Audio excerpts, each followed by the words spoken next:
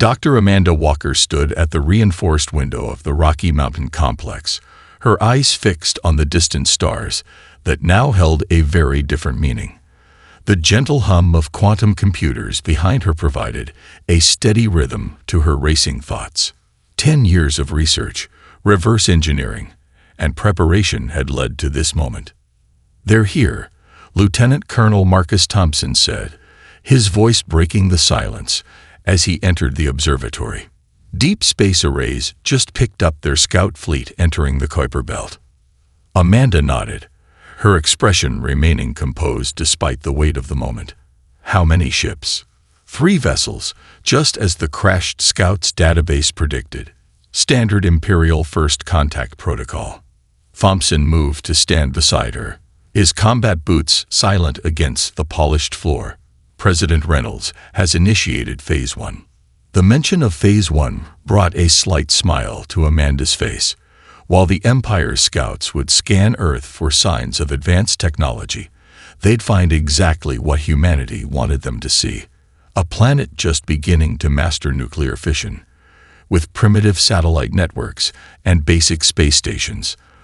The real Earth, however, was far different from this carefully constructed facade. Deep beneath the Rocky Mountains, behind layers of quantum dampening fields, the future of human defense technology hummed to life. Project Prometheus wasn't just a weapon. It was humanity's insurance policy against the stars. Dr. Walker, Sarah Matthews, her lead engineer, burst into the room, tablet in hand. "The quantum core just hit 97% efficiency in the latest test. We're well above the theoretical limits we found in the Imperial database." Amanda turned from the window, her eyes bright with interest. "Show me." The holographic display sprang to life between them, showing complex energy matrices that would have seemed like magic just a decade ago. Before the crashed scout ship, they would have been. Now they represented humanity's greatest achievement and their best-kept secret. "The Empire's fundamental mistake," Amanda explained to Thompson, who watched the display with military interest, "is their reliance on predictable, standardized technology. They haven't had to innovate in millennia. Their quantum systems are perfect by their standards, but they never thought to approach the problem like we did." In the lower levels, teams of scientists and engineers worked tirelessly on other projects. Gravity manipulation systems that surpassed Imperial standards, shield technology that operated on principles the Empire had never considered, and weapons that could target the specific frequencies their ships used for basic functions. "How long until they reach scanner range?" Amanda asked, already moving toward her primary lab. "Approximately 48 hours, Thompson replied, falling into step beside her. "The President has already begun evacuating key personnel to the lunar facilities. Alpha Base is fully operational and ready to receive your team." They entered the lab where the heart of Project Prometheus pulsed, with a soft blue light. The quantum core, rebuilt and enhanced from the principles they'd learned from the scout ship, represented everything the Empire thought impossible for a primitive species to achieve. "Their greatest weakness," Amanda said, checking the core's readings, "is their absolute certainty in their own superiority. They've categorized every species they've encountered, placed them all in neat little boxes. Humans don't fit in their boxes, Colonel. We never have." On the monitors above them, the scout ships continued their approach, unaware that their standard scans were being fed exactly the data Earth wanted them to see. In orbit, thousands of seemingly primitive satellites contained hidden quantum receivers, ready to create a web of defense that would make the Empire question everything they thought they knew about warfare. "Time to disappear," Amanda announced, initiating the lab's shutdown sequence. "Let's give them their show. When Supreme Commander Zaxthor orders his invasion fleet, he'll be signing the Empire's death warrant." As the lab's equipment was secured for transport to Alpha Base, Amanda took one last look at the night sky through the observatory's windows. Somewhere up there, 3 Imperial ships were about to make their assessment of Earth, And like so many others throughout history who had underestimated humanity, they were about to learn a very expensive lesson. Colonel James Maverick Reynolds watched the holographic display from the command center of Luna Base Alpha, his expression grim as 100 Imperial warships emerged from hyperspace at the edge of the solar system. The massive vessels, each nearly the size of Manhattan, moved with a precision that spoke of absolute confidence, or perhaps arrogance. They're running Standard Formation Delta, Lieutenant Emma Carter reported, her fingers dancing across the quantum interface. Exactly like the scout ship's combat files predicted, no variations. Reynolds allowed himself a small smile. The Empire's rigid adherence to protocol was about to become their greatest weakness. Status of Operation Ghost Protocol. All satellites are in position. Sir, Captain Michael Stevens confirmed from his station. Power signatures are masked to match 21st century technology. The Empire's scans are reading them as nothing more than primitive communication relays. The command center hummed with controlled energy as Earth's best and brightest monitored their stations.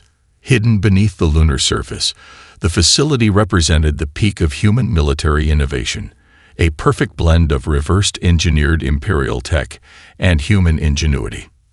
Message from Dr. Walker. Sir, Lieutenant Carter called out. Project Prometheus is at full power. All quantum nodes are synchronized and ready for activation. Reynolds nodded, his mind already running through the countless simulations they'd performed. Begin Phase 2. Let's give them the welcome they're expecting. Across Earth's orbit, obsolete defense platforms powered up, broadcasting signals that would appear frightened and disorganized to Imperial scanners. Military bases around the globe launched fighter jets, deliberately primitive aircraft that would make the Empire's tactical officers laugh in contempt. Imperial fleet has crossed Mars orbit, Stevens reported. They're moving slower than expected. They're being cautious. Good, Reynolds replied. That means they're already acting outside their standard protocols. The scout ships must have reported something that made them nervous. The next hour was a symphony of calculated moves and counter-moves. Earth's forces played their part perfectly, appearing disorganized and technologically inferior. The Imperial fleet responded exactly as the crashed scout ships' files had suggested they would, spreading out to establish orbital dominance with textbook precision. Sir, they're beginning their broadcast, Carter announced. Standard Imperial surrender terms being transmitted in, yes, 1,000 different languages. Reynolds straightened his uniform. Time for our performance. Lieutenant, patch me through to the defense networks. His voice carried to military commands worldwide. All units, execute according to plan. Remember your training. Make it look good. Across the globe, Earth's military forces put on a show of futile resistance. Fighter jets launched missiles that barely scratched the Imperial shields. Ground-based defense systems fired weapons that the Empire had considered outdated for millennia. Imperial command ship is moving into position for their final warning, Stevens reported. They'll be in perfect position in 3 minutes. Reynolds watched the massive vessels settle into Earth's orbit, their formation flawless, their defenses aligned exactly as their combat doctrine demanded. And that was their fatal mistake. Sir, Carter's voice held a note of anticipation. Dr. Walker reports quantum grid is at maximum charge. All nodes are in position. Excellent. Reynolds opened a channel to all Earth forces. All units, clear the engagement zone. Prepare for Phase 3. The Imperial fleet's final warning began to broadcast. A massive holographic display visible from Earth's surface, showing the might of their fleet and demanding immediate surrender. Reynolds waited until the message reached its climax, then spoke 2 words into his command link. Execute protocol. In that instant, 3,000 primitive satellites revealed their true nature. Quantum fields synchronized across the orbital grid, creating a web of energy that the Empire had never encountered. Their perfect formation, designed to maximize their standard shield coverage, now served to perfect Earth's trap. The last thing Reynolds saw before the quantum grid activated was the Imperial fleet, still broadcasting their demands, still certain of their superiority.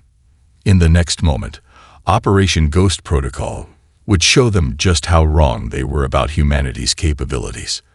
"Let the real battle begin," Reynolds murmured, as the command center's windows automatically darkened against the coming flash. Admiral Kate Morgan stood before the holographic projector in the heart of the Pentagon's Quantum Command Center, her uniform crisp despite the tension in the air. The Imperial fleet hung above Earth like a constellation of artificial stars, their golden-hulled ships gleaming with what they thought was invincible power. "All quantum nodes are active, Admiral," Commander Thomas Anderson reported from his station. "Dr. Walker's calculations were perfect. They haven't detected a thing." Kate allowed herself a small smile. "Then let's answer their generous offer of surrender." She nodded to the communications team. "Initialize response protocol." The holographic systems, far more advanced than anything the Empire believed Earth possessed, sprang to life. Kate's image was projected into space, matching the scale of the Imperial command ship's own broadcasts.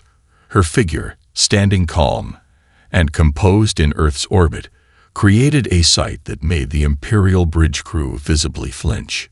"Greetings, Supreme Commander Zaxthor," she spoke in flawless Imperial standard, each word carrying the weight of Earth's defiance. "We have received your terms. Allow me to present our counteroffer." In the command center, Lieutenant Sarah Parker monitored the Imperial fleet's reactions. "Their communications grid is lighting up like a Christmas tree, Admiral. They're completely thrown off script." Through the quantum feed, they could see the chaos erupting on the Imperial command ship's bridge. Supreme Commander Zaxthor, a towering figure with silver-scaled skin, stood from his command throne in visible agitation. "Impossible," his voice boomed through their monitors. "Your species cannot have mastered holographic projection at this scale. Our scans—" "Your scans," Kate interrupted, her holographic form smiling, "showed you exactly what we wanted them to see. Perhaps it's time for a more accurate demonstration of Earth's capabilities." She gave the signal.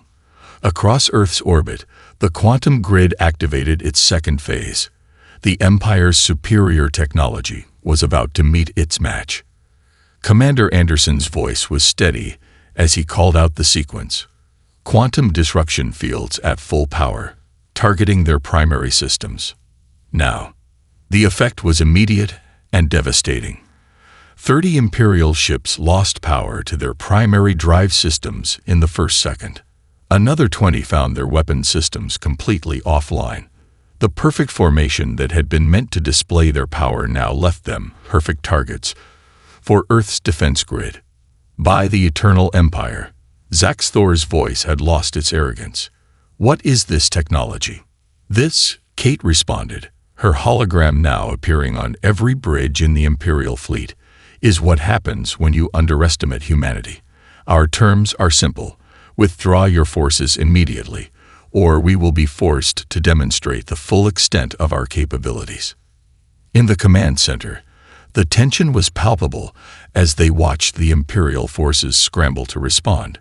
Their rigid training, so perfect for standard combat, left them completely unprepared for this situation. "They're attempting to reroute power through secondary systems," Lieutenant Parker reported, "exactly as the scout ship's database suggested they would. Should we proceed with Phase 3? Kate nodded, her expression grim but determined. "Initiate the Walker Protocol." Across the disabled Imperial ships, every computer system suddenly displayed the same message, written in glowing Imperial script. "Your Empire's greatest mistake was thinking you could judge Earth by your standards. You have 1 hour to retreat." The message was followed by a data burst that showed exactly what would happen if they chose to stay, a complete technical breakdown of how Earth's quantum technology could disable every system on their ships permanently. "Admiral," Commander Anderson called out. "We're detecting multiple emergency transmissions from the Imperial fleet. They're calling for reinforcements." Kate's smile grew slightly wider. "Perfect. Everything is proceeding exactly as Dr. Walker predicted. Now, let's show them what happens when they bring a bigger fleet. We have a few more surprises waiting." As the Imperial ships struggled to restore their systems, Earth's true defense grid remained hidden, waiting for the moment when the Empire would make their next, even more catastrophic mistake. Major Michael Phoenix Thompson felt the familiar surge of power as his gravity manipulation suit came online. Around him, in the launch bay of Moon Base Alpha, his elite squad of 20 operators performed final system checks on their own suits. Each one represented the perfect fusion of Imperial tech and human innovation. "Remember," his voice carried through the quantum comms, "the Empire has never seen anything like what we're about to do. Their combat systems are programmed to counter known tactics. We're about to rewrite their entire combat manual." Lieutenant Emma Ghost Carter's voice crackled through the channel. "Stealth team is in position. Phoenix, we're ready to begin our run on their command ship once you start the show." Through the launch bay's force field, they could see the disabled Imperial ships still struggling to restore their systems. The larger reinforcement fleet would arrive within the hour, and Earth needed to strike first. "All Phoenix squadron units, sound off," Thompson called, moving toward the launch point. "Phoenix 2, ready.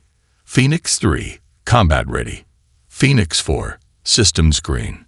The responses came rapid fire as his team confirmed their status. These weren't just soldiers.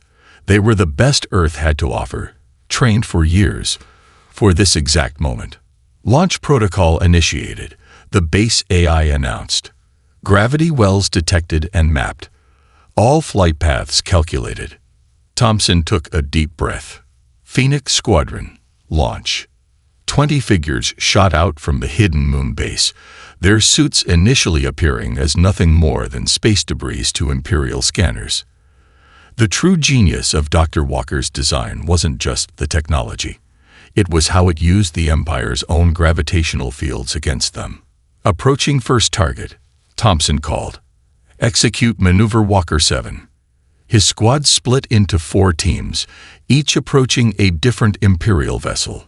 Their suits allowed them to ride the gravitational waves between ships like surfers on ocean swells. The Empire's gravity generation systems, meant to stabilize their massive ships, created perfect pathways for the agile human operators. "Contact in 5, Thompson announced. "Activate phase shields." The first Imperial ship never saw them coming. Thompson's team landed on the hull, their suits' quantum technology, letting them phase partially through the outer armor. They moved like ghosts through the ship's systems, planting Dr. Walker's specially designed disruption devices at key points. "Phoenix 2 to all units." The call came. First package delivered, moving to secondary target. Across the Imperial fleet, chaos erupted as ships began losing control of their artificial gravity. Entire decks found themselves in 0G, while others experienced crushing forces that pinned crews to the walls. The Empire's perfect formation began to break apart. "Ghost Team, you're clear for Phase 2, Thompson called as his squad launched toward their next targets. Lieutenant Carter's stealth team had been waiting for this moment. While the fleet was distracted by the gravity failures, their modified shuttle slipped through the gaps in the Imperial formation. Their target, the command ship's primary control center. "This is Ghost Leader." Carter's voice was calm despite the intensity of their mission. "We're through their outer defenses. Their internal security is exactly where the scout ship's data said it would be." Thompson smiled as he led his team through another series of gravity-defying maneuvers. The Empire's standardization, their belief in perfect order, had given Earth every advantage. Every ship used the same layout, the same security protocols, the same vulnerabilities. "Multiple hyperspace signatures detected," Base Control announced. Imperial reinforcements arriving in 10 minutes. Perfect timing, Thompson replied. Ghost team, status. We're in position, Carter responded, ready to introduce their command systems to some good old-fashioned human chaos. You should see their faces, Phoenix. They still can't figure out how we're beating their superior technology. As the first reinforcement ships began to emerge from hyperspace, Thompson led his squad toward their final targets. Behind them, Imperial vessels tumbled out of formation, their crews unable to counter tactics they'd never imagined possible. Let's show them why you never underestimate human ingenuity, Thompson called to his team. Phoenix Squadron, begin final attack run. It's time to welcome their reinforcements properly. Captain Ryan Cipher Anderson's fingers danced across the quantum interface in the Cyber Warfare Center, deep within the Rocky Mountains. Multiple holographic screens surrounded him, each showing different aspects of the battle raging in orbit. But his focus was on something far more valuable: the Empire's desperate communications. They're preparing a Priority 1 distress call, Lieutenant Jessica Matrix Hayes announced from her station. Supreme Commander Zaxthor is about to make our job very easy. Anderson nodded, his eyes never leaving the streams of Imperial code flowing across his screens. Get ready to intercept and modify. Remember, we want this message to spread far and wide. The Imperial command ship's communications array powered up, broadcasting on all emergency frequencies. Zaxthor's voice, tinged with panic and rage, echoed through their monitors. This is Supreme Commander Zaxthor to all Imperial forces. We are under attack by the primitive world designated Earth. These savages have somehow developed technology that defies all known classifications. Our primary fleet has been compromised. Requesting immediate. Now, Anderson commanded. Execute Protocol Wildfire.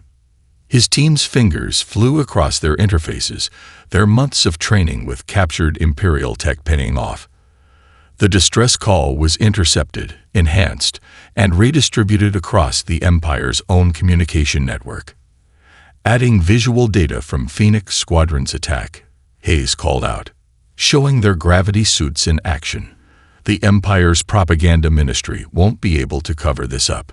The modified transmission now included crystal-clear images of human forces running circles around the Empire's most advanced ships. The gravity manipulation suits made their movements look almost supernatural, while the stealth team's successful infiltration of their command ship demonstrated just how vulnerable the invincible Empire really was. Sir, Lieutenant Mark Pulse Wilson called from his station. We're detecting massive data requests from multiple sectors. Other species are picking up the transmission. They're requesting confirmation and additional footage. Anderson smiled. Give them everything. Show them the Empire's finest ships being outmaneuvered by primitive humans. Make sure they see how their perfect formation fell apart against our quantum grid. The Cyber Warfare Center hummed with energy as they worked. Earth's most advanced computer systems, enhanced by Dr. Walker's breakthroughs, sliced through Imperial encryption, like it was barely there. Imperial Command is trying to lock down their network, Hayes reported, a note of amusement in her voice. They're using their standard emergency protocols. Should I show them why that's a bad idea? Do it, Anderson authorized. Execute Codewalker. The program, named after its brilliant creator, activated across the Imperial network.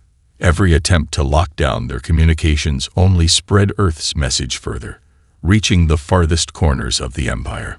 Multiple responses coming in, Wilson announced. We're getting signal traffic from at least 7 different subjugated species. They're asking for technical data. They want to know how we did it. Anderson leaned back in his chair, watching as the Empire's own communication network became their greatest vulnerability. Send them the basic principles of our quantum defense grid. Nothing classified, just enough to show them it's possible to fight back. On his main screen, he could see the impact their cyber attack was having. Imperial communications were in chaos. Ships across multiple sectors were reporting similar uprisings. The carefully maintained image of Imperial invincibility was shattering. "Sir," Hayes called out, her voice urgent, "Supreme Commander Zaxthor is ordering his reinforcement fleet to launch an all-out attack. He's desperate to end this before the situation gets worse." "Perfect," Anderson replied, already moving to the next phase of their plan. "That's exactly what Dr. Walker predicted he'd do. Signal Admiral Morgan. Tell her the enemy is about to walk right into our trap." As his team continued their digital assault, Anderson could see the Imperial fleet regrouping for what they thought would be their final attack. They still didn't understand that in the time they'd spent fighting Earth's forces, humanity had already won the larger war, not through brute force, but through the power of information and hope. Ambassador Jennifer Hayes stood before the quantum communication array in the United Nations Space Command, watching as signals poured in from across the galaxy. The massive holographic display showed dozens of alien species, each reaching out to Earth after witnessing the Empire's humiliation. "The Proxima Collective has sent their declaration of support," her assistant, Daniel Roberts, reported. "Their fleet has already engaged Imperial forces in 3 systems." Jennifer nodded, her diplomatic training helping her maintain composure despite the historic nature of the moment. "What about the Centauri Republic? Their representatives are standing by on Channel 7. They're particularly interested in our quantum grid technology." The ambassador took a deep breath, then activated the communication link. The holographic form of first speaker, Cathal, materialized, a towering, crystal-like being whose species had suffered under Imperial rule for centuries. "Greetings, first speaker," Jennifer began in perfect Centauri standard. "Earth is ready to share our defense protocols under the Freedom Initiative." Thal's crystalline form shimmered with interest. "Your species has accomplished the impossible, Ambassador Hayes. The Empire claimed such resistance could not exist. Yet here you stand, not only fighting back, but offering to share your knowledge." "The Empire's greatest weakness," Jennifer replied, "is their belief that they alone can achieve greatness. Earth believes in something different, the power of cooperation." Across the command center, screens displayed real-time updates from across the galaxy. The Myriad Alliance had liberated 3 Imperial strongholds. The Velaran clans had reclaimed their ancient homeworld. Each victory inspired more systems to rise up. "Ambassador," Roberts called out, "Dr. Walker's team has completed the technical package for our allies. The quantum defense specifications are ready for distribution." Jennifer turned back to the holographic conference. Now multiple species representatives had joined, each eager to learn how Earth had accomplished the impossible. "What you're about to receive," she addressed the gathered leaders, "is more than just technology. It's a promise. Earth stands ready to help every world that wishes to be free. The Empire believed they could keep us divided. Instead, they've united us all." The technical data began transmitting, each species receiving specifications tailored to their own technological base. Dr. Walker's team had worked tirelessly to ensure the defensive systems could be adapted to any world's existing infrastructure. "Multiple confirmations coming in," Roberts announced. "The Andromeda Coalition has successfully implemented the first phase of the quantum grid. 3 more systems report they're ready to begin testing." Jennifer allowed herself a small smile. The Empire had never imagined this scenario. Their subject species working together, sharing technology and resources. Their perfect order was being replaced by something far more powerful: voluntary cooperation. First speaker Cathal, she addressed the crystalline being. "Your people's knowledge of quantum physics is legendary. Would you be willing to help the Myriad Alliance optimize their defense grid?" "With great pleasure, Ambassador."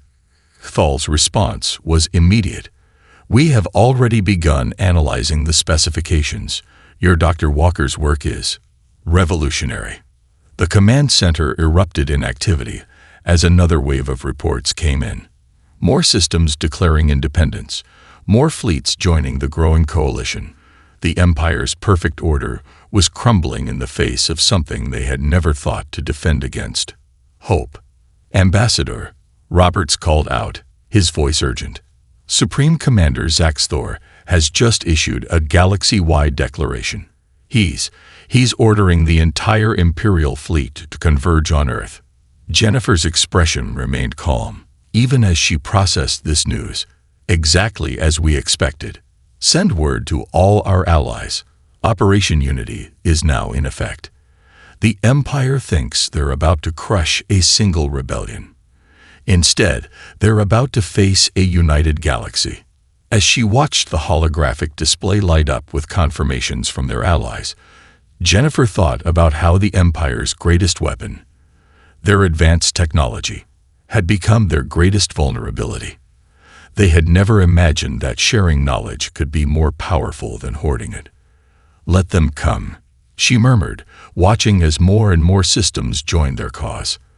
"The galaxy is about to learn what happens when you unite against tyranny." Fleet Admiral Marcus "Storm" Davidson watched from the bridge of the EFS Thunder as the largest Imperial fleet ever assembled emerged from hyperspace.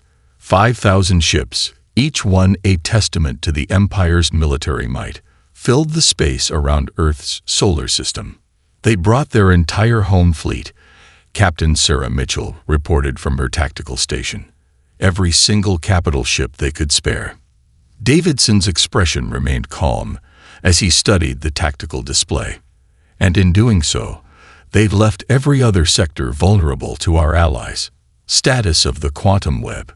Olivia reports all systems ready, Mitchell responded, referring to the brilliant civilian hacker, Olivia Catalyst Martinez, who had revolutionized Earth's cyber warfare capabilities. Her team has already begun their initial probe of the Imperial network. The bridge of the Thunder hummed with controlled energy as Earth's most advanced warship prepared for battle. Built in secret using reverse-engineered technology, it represented everything the Empire thought impossible for a primitive species to achieve. Message from Supreme Commander Zaxthor. Communications Officer James Wilson announced. He's demanding our immediate and unconditional surrender. Davidson actually smiled at that. Send him our response, the one Dr. Walker prepared. Across the Imperial fleet, every command screen suddenly displayed the same message. A complete technical breakdown of their ship's vulnerabilities, along with a simple question in Imperial Standard. Are you sure you want to do this? Multiple energy spikes detected, Mitchell called out. They're powering up their main weapon systems. Right on schedule, Davidson nodded. Signal Olivia's team. Begin Phase 1. In the Cyber Warfare Center, Olivia Catalyst Martinez and her team of civilian hackers launched their attack. These weren't military personnel trained in standard combat protocols. They were creative minds who approached problems in ways the Empire could never predict. Their AI is trying to adapt. Olivia's voice came through the bridge speakers. But they're still using Base 12 computing. Amateurs. We're about to show them why Earth moved beyond that a century ago. The first signs of chaos appeared in the Imperial formation as ships began receiving conflicting orders. Their rigid command structure, usually a strength, became a weakness as Earth's hackers introduced random variables their systems couldn't process. Phoenix Squadron reports ready, Mitchell announced. Colonel Thompson's teams are in position around the fleet. Davidson keyed his command channel. All Earth forces, execute Battle Plan Walker 7. Show them why you never challenge human ingenuity. The battle that followed would be studied for centuries to come. Phoenix Squadron's gravity suits danced between Imperial ships, their movements so unpredictable that enemy targeting systems simply gave up. Olivia's hackers turned the Empire's own communication network against them, creating chaos in their perfect formation. Sir, Mitchell's voice carried a note of triumph. The Centauri Republic's fleet just emerged behind the Imperial lines. The Proxima Collective is coming in from above the eclipse plane. Earth's allies, coordinated through the quantum web, struck at precisely the right moment. The Empire's fleet, focused on the threat before them, never saw the attack coming from multiple dimensions. Multiple Imperial ships are powering down, Wilson reported. Olivia's team has successfully implemented the Walker Protocol. Their systems are, sir, their entire command and control network just crashed. Davidson watched as the mighty Imperial fleet began to break apart. Ships designed to function in perfect unity found themselves unable to coordinate. Weapons systems targeting Earth instead found themselves firing at empty space as false data flooded their networks. Message from Supreme Commander Zaxthor, Wilson called out. He's requesting terms of surrender. The bridge crew fell silent. This was the moment that would change the galaxy forever. The day the invincible Empire met something they couldn't overcome. Human adaptability and innovation. Send him our terms, Davidson ordered. And make sure he understands. This isn't just Earth's victory. This is a victory for every species that ever dared to dream of freedom. As the Imperial fleet hung powerless in space, Davidson couldn't help but think about how the Empire's greatest strength, their absolute belief in their own superiority, had become their fatal weakness. They had never imagined that a primitive species could not only match their technology but surpass it in ways they never thought possible. President Laura Mitchell stood in the grand chamber of the former Imperial Palace, now the headquarters of the newly formed Galactic Coalition of Free Species. The massive crystal dome above cast rainbow-tinted light across the gathered representatives of over 200 former Imperial worlds. 3 months ago, she addressed the assembly. The Empire made their greatest mistake. They assumed that technology alone determined a species' worth. Today, we prove there's something far more valuable: unity and diversity. The chamber's quantum translators carried her words to every delegate in their native language. Crystalline Centauri stood beside ethereal Velerans, while the silicon-based Proxima representatives shared space with dozens of other species that the Empire had once labeled primitive. Dr. Amanda Walker, now the Coalition's chief scientific advisor, approached the central platform. The first phase of the Knowledge Exchange program is complete. Every member world now has access to the quantum defense grid technology. But more importantly, they've each contributed their own innovations to our shared database. In the gallery above, Colonel Thompson and his Phoenix squadron watched the proceedings with pride. Their gravity manipulation suits, once Earth's secret weapon, were now being adapted for use by various species, each adding their own unique modifications. The museum wing is ready for opening, Jennifer Hayes, now the Coalition's diplomatic chief, announced. The Empire's history of suppression will be preserved as a reminder of why we must never return to those days. The museum's centerpiece was the recovered personal log of Supreme Commander Zaxthor, its final entry now famous throughout known space. We didn't lose to primitive humans. We lost to the most dangerously creative species in the galaxy. Their true power wasn't in their technology, but in their ability to unite others behind a common cause. Captain Ryan Anderson, leading the Coalition's new cybersecurity division, stepped forward with his own report. The integration of Earth's computer systems with those of our allies has created something the Empire never imagined possible. A network that grows stronger through diversity rather than standardization. President Mitchell moved to the chamber's central holographic display, where a real-time map showed the former Imperial territory now divided into free, self-governing sectors. The Empire sought to control through force and fear. The Coalition will unite through cooperation and mutual respect. From her position near the chamber's ancient doors, Olivia Martinez couldn't help but smile. Her team of unconventional civilian hackers had been instrumental in the victory. proving that sometimes the best solutions come from outside traditional military thinking. "We've received word from the Outer Rim territories," Jennifer Hayes announced. "The last Imperial holdout has accepted our offer of membership. The galaxy is truly free for the first time in 10,000 years." The chamber erupted in celebration, each species expressing joy in their own unique way. The Centauri crystals chimed in harmony, while the Velaran light dancers created spectacular auroral displays near the ceiling. President Mitchell raised her hand for attention. "Let this day be remembered not as the end of the Empire, but as the beginning of something greater. Earth never sought to replace one dominion with another. Instead, we offer a future where every species can reach their full potential." Dr. Walker activated the chamber's main display, showing the first graduates of the new Galactic Academy, young beings from hundreds of worlds, all studying together, sharing knowledge that the Empire had once hoarded. "The Empire's greatest blunder wasn't just attacking Earth," Mitchell concluded.